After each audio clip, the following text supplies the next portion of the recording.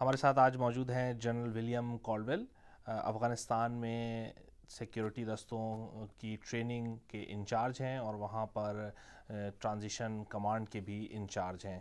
انہوں نے یہ ذمہ داری سن 2009 میں سنبھالی ہے۔ General William Caldwell, BBC Urdu service کی جانب سے خوش آمدید۔ Well, thank you for having me. سب سے پہلے میں آپ سے یہ جاننا چاہوں گا کہ ڈیوڈ ملیبینڈ نے متنبہ کیا ہے کہ اگر مشرق وسطیٰ کے واقعات کے تناظر میں افریقہ میں جو کچھ ہو رہا ہے، اگر دنیا بھول گئی افغانستان کو تو نتائج ویسے ہی تباہ کن ہوں گے جیسے کہ سن 2002 اور اس سے پہلے ہوئے تھے۔ Well, I haven't read the full context of his presentation. میں نے یہ بیان تفصیلی طور پر تو نہیں پڑھا ہے، لیکن ہم سب اس بات پر اتفاق کرتے ہیں کہ اس بات کی ضرورت ہے کہ بین الاقوامی برادری افغانستان میں افغان حکومت کی مدد کرتی رہے تا وقت یہ کہ ان میں یہ صلاحیت اور اعتماد پیدا ہو جائے کہ وہ اتحادی فوج کی مدد کے بغیر بھی معاملات کو سنبھال سکتے ہیں۔ میں افغانستان میں موجود ہوں اور میں نیٹو کی طرف سے ملنے والی امداد میں کوئی تبدیلی نہیں دیکھتا جو ہمیں اپنا مشن مکمل کرنے کے لیے درکار ہے۔ اعلیٰ سطح پر بات چیت اور مذاکرات ہو رہے ہیں، لیکن وہاں کی صورتحال پر فی الحال کوئی اثر نہیں پڑا ہے۔ اچھا، آپ کے خیال میں ٹریننگ آپ کی ذمہ داری ہے کہ افغانستان میں فوج اور پولیس کو ٹریننگ دی جائے، کس مرحلے میں ہے یہ تیاری؟ Today, it's, I would say we are probably... آج ہم 100% بہتر ہیں اس صورتحال سے جو 18 مہینے پہلے تھی۔ 18 ماہ پہلے ہمارے پاس کوئی افغان فوج نہیں تھی جس کا کوئی معیار ہو یا جو خود پر انحصار کر سکے۔ آج میں بہت زیادہ بہتری دیکھتا ہوں۔ فوجیوں کی قائدانہ صلاحیتیں ابھر کر سامنے آ رہی ہیں۔ بہتر تربیت یافتہ اور بہتر طور پر مسلح فوجی افغان فوج میں آ رہے ہیں۔ کیا یہ تیاری جو انخلا کا نظام الاوقات ہے، 3 مہینے کے بعد وہاں سے امریکی افواج اور نیٹو کے دستوں کا انخلا شروع ہونا ہے اور 2014 میں مکمل ہونا ہے، کیا یہ تیاری اس نظام الاوقات کے مطابق چل رہی ہے؟ Well, I think what's key is it's really an Afghan decision. یہ بنیادی طور پر افغان حکومت کا فیصلہ ہوگا کہ کب عبوری دور شروع کیا جائے اور کس طرح اس پر عمل ہو۔ ہم اتحادی مکمل طور پر ان سے تعاون کریں گے۔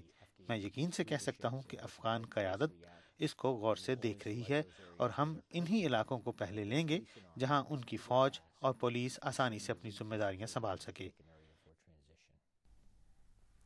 میں نے یہ سوال اس لیے پوچھا کہ مزار شریف کا آپ نے ذکر کیا، مزار شریف ہی وہ پہلا شہر ہے جس کو چنا گیا ہے کہ وہاں پر سیکیورٹی کی ذمہ داری افغان اور پولیس اور سیکیورٹی دستوں کی ہوگی۔ وہاں پر جو واقعات ہوئے ہیں سارے اور افغانستان کے دوسرے بڑے شہروں میں، اس کے بعد کیا آپ کو یقین ہے کہ وہ اس قابل ہیں کہ سیکیورٹی کی ذمہ داری خود اٹھا سکیں اکیلے اپنے طور پر؟ I think what's key is they're going to assume the lead for security with coalition forces still being available. میرے خیال میں بنیادی چیز یہ ہے کہ افغان دستے سیکیورٹی کی ذمہ داریاں سنبھالنے میں قیادت کریں گے، جبکہ بین الاقوامی فوج باوقت ضرورت ان کی مدد کے لیے موجود رہے گی۔ ایسا نہیں ہے کہ وہ روز اول سے ہی فوراً سیکیورٹی کی ساری ذمہ داریاں سنبھال لیں گے، لیکن کب سے کریں گے یہ فیصلہ انہی کو کرنا ہوگا۔ طالبان کے بارے میں یہ ممکن کیسے ہے کہ افغانستان کی بات ہو رہی ہو اور کوئی ذکر بھی نہ آئے؟ گو کہ آپ کا تعلق صرف سیکیورٹی دستوں کو تربیت دینے سے ہی ہے، لیکن کیا طالبان سے مذاکرات ہو رہے ہیں؟ Well, obviously, that's at a much higher level than I'm currently operating. But what I یہ سوال ویسے تو مجھ سے بالائی قیادت کے لیے ہے، لیکن یہ بات سب تسلیم کرتے ہیں کہ صرف فوجی طور پر آپ فتح حاصل نہیں کر سکتے، آپ کو سیاسی حل تلاش کرنا ہی پڑتا ہے۔ میرے خیال میں اس وقت دنیا میں کوئی بھی ایسا تنازع نہیں ہے جس کا کسی نہ کسی طور پر سیاسی حل نہ ڈھونڈا گیا ہو، لہٰذا مذاکرات تو کرنے ہی ہوں گے، لیکن کلیدی بات یہ ہے کہ یہ سیاسی حل افغانوں کے ذریعے ہی ہو، کیونکہ بالآخر ان کو ہی اس حل کو نبھانا ہے۔